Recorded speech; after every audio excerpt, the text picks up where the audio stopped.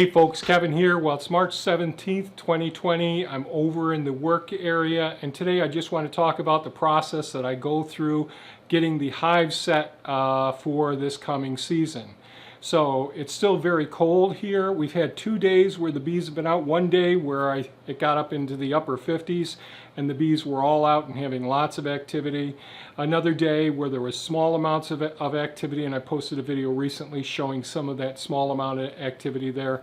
And one of the things I do this time of year is I go through the hives, and all of our hives don't survive the winters here, and we often have big kill-offs right at the end of the season as well. So this is the time where I really want to go through each one of the hives and look at them very carefully, examine the bees, examine the dead bees, pull everything apart, the wasp nests that are in some of the hives that haven't been used before. Is there a mouse nest in there? Any of those things at all.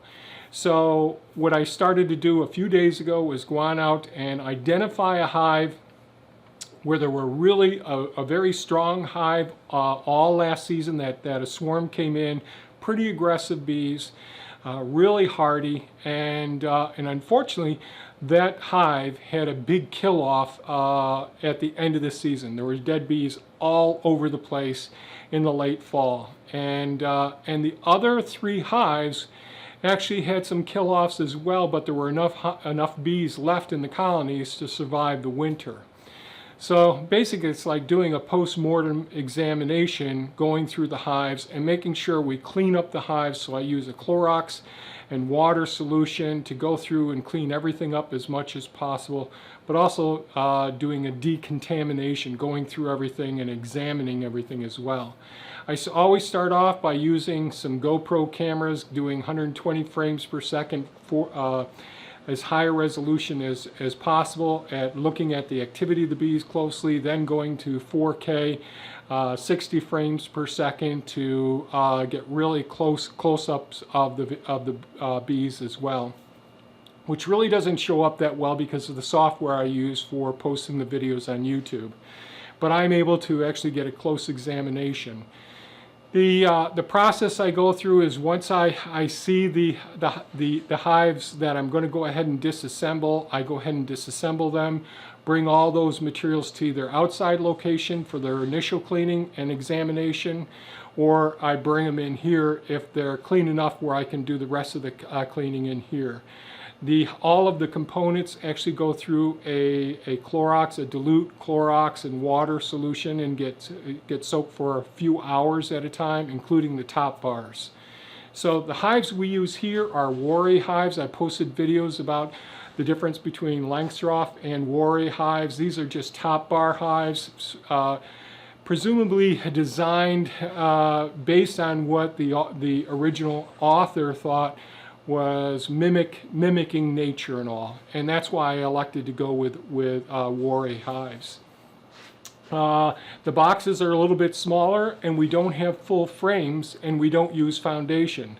So the bees build their own wax from one of these top bars. So it's just a simple small piece of wood with a small ridge, so it looks like a T if you're to look at it from the end.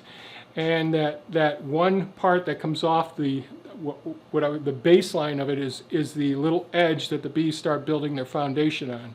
Now ideally I would like two-sided plus the top, or even a bottom on it as well, like a full frame, but I don't want to use foundation. A foundation is where beekeepers will use purchase or reuse wax that has been reprocessed and saved as a base for the bees to build their comb out on. And I think that's okay, but with the holding of many of the pesticides in that wax, I just soon let the bees build it one time. I go ahead and I crush the wax, then I go ahead and process the wax ultimately, and therefore there's very little residual pesticides. Even though we don't use any pesticides on this property, the bees can leave off of our property and get pollen and nectar from plants where there are pesticides being used, and that ends up being incorporated into the wax. So we elect to destroy the wax each season. The bees love building the full comb. It looks awesome ultimately. So this is comb that was originally built 2 years ago. This was brood comb initially, and then wax, then honey and pollen. Pollen was put in part of it, and honey the rest of it. And we extract as much as we can get out of it.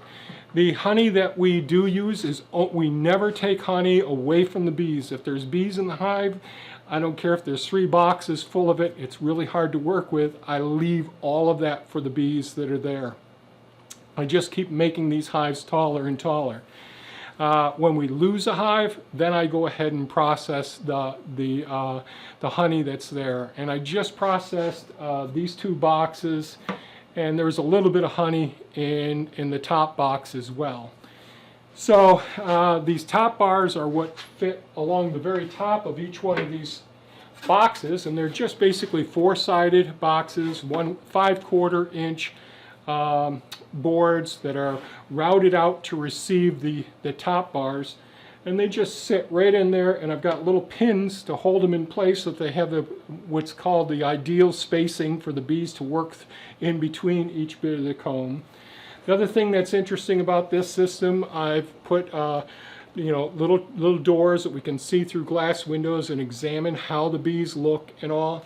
In the future, I'll be putting some small ports through here that I can fit an endoscope through, and some humidity and other sensors inside of these boxes as well, so I can better study what's going on inside of the colonies. So a top bar fits right here on top of it fits into the surface of each one of these hive boxes. These are, like I mentioned, a little bit smaller than a Langstrom hive, but when they're full of honey, these little puppies are pretty darn heavy. Here's another one of the boxes, again with a window. So this is the back side of the hive. This is the base. This is the area where the bees enter the hive. It's got a very small porous screen on the base of it. Underneath there's a slot for a board to fit underneath it to decrease drafts or cold air going into the hives during the winter months. It's built up above this top. This is the main entrance to the hive as well. And this is a bee landing spot, so the bees can land on here, make their way into the hive. Again, the windows go on the back of the hive, and so when we look at this system, the bees can come here, land on this little perch, make their way into the hive. And many of the videos you'll see, there will be plexiglass there with small holes drilled in there. That's sort of a mouse guard to keep other critters out, and let the bees, when they're small colonies or going over the winter, let them be able to defend themselves against any predators coming in as well. These things are pretty darn heavy. Since they're in the honey hut, I don't have to have them strapped down like I used to be able to.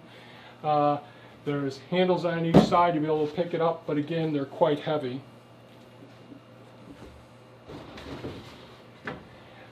On top of the hive, we put a small cap on top of all the top bars there to keep the bees from making their way up in, and then there's some insulation, which is basically small amounts of wood shavings that go on the top of it, and then there's a cover that goes on the top of that as well. So the bees will go ahead and they'll go ahead and use propolis and build and seal every little nook and cranny, and they'll create that as their home. And I don't open that hive up while the bees are occupied in there.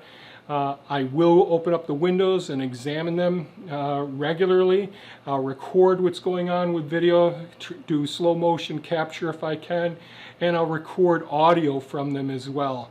They really have very distinct sounds based on how stressed out they are as well. I know people have asked in the past, do I use the smoker when I'm working with the bees? Sometimes I do, but a lot of the times I don't. I'll just go on out dressed like I am, unless they're a really hot or easily agitated colony. It can be when the bees have been working there for quite some time, and and there's a lot of honey in there. I'm having a hard time holding up, let's say 2 or 3 boxes. It can be 60, 90 pounds of weight there, and setting it down, and I can't see bees getting in between the bottom, the base frame, and the top. I can squish some bees. That can release pheromones, send off an aggressive sign to the bees so that they think they're under attack, and then they'll start stinging. I'll gown up in those situations as well. This is one of our swarm traps. We've been using this style for years. What I did was I just basically took the same design of the hive boxes, and I just made it too wide, comparable to 2 of the hive boxes wide, as opposed to being tall.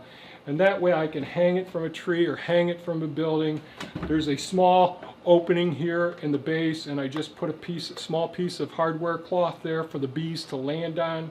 There's a couple of screws that I put through the entrance there to keep mice from getting in or birds from getting in and building nests. There is a chance that wasps will get in there, and if that happens, I don't go after them. I leave the wasps there. The wasps are very good for our gardens and our trees. They do lots of pollination. They do lots of taking care of the many of the undesirable pests in our gardens, so the wasps are welcome at all times. Again, these are the top bars with this simple small notches in them for the pins that are here, and there's quite a few. There's a little bit of honeycomb.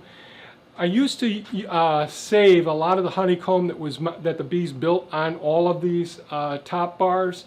I'm not sure I'm going to continue doing it. It seems to be a nice attractant for the wax moths. The wax moths consume all of the material, that the wax that the bees have there, and they absolutely love it. So in order, and the wax moths are typically kept well under control if there's an adequate size of the colony and they've established themselves. But in a situation where the bees are first moving in and there's a swarm coming in, if there's a better place that doesn't have some larvae from wax moths in there, they'll go to another place. Just a simple top on top of it. I will put a waterproof covering over the top of it when needed as well. Then once I get these materials out, I clean off all of the wax. I put it in buckets. That'll all get processed down. We'll boil that down and separate all of the debris and materials that don't belong in there. The comb that actually has all of the honey in it, I go through and I use our apple cider press. So this is our apple cider press right down here. This one happens to be on wheels. It works extremely well.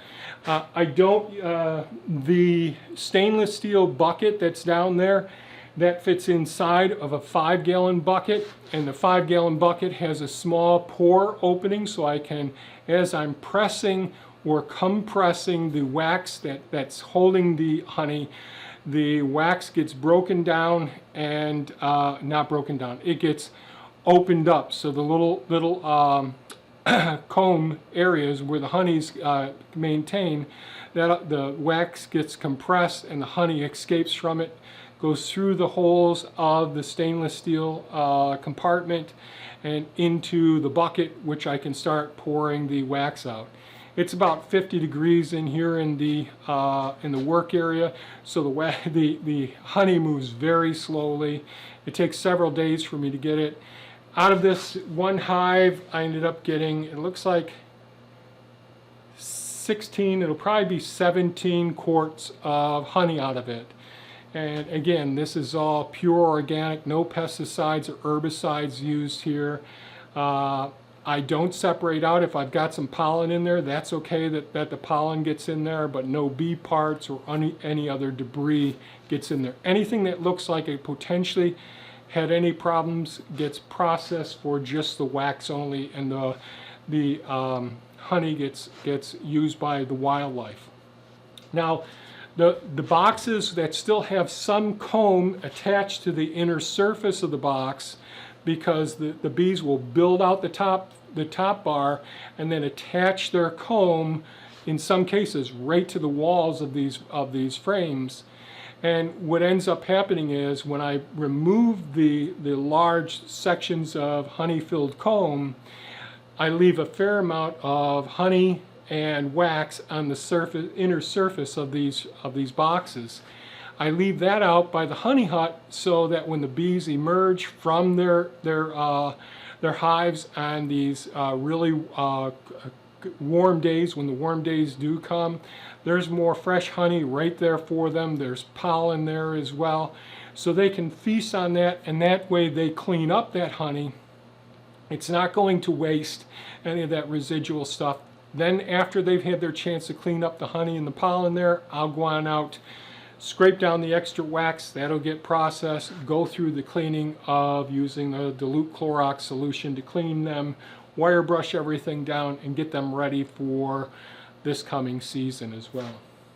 So that's my process of going through the Worry hives. Hopefully I'll have some time this season to capture some of the audio and some of the video and maybe do a little bit of narration of what I'm looking for and all.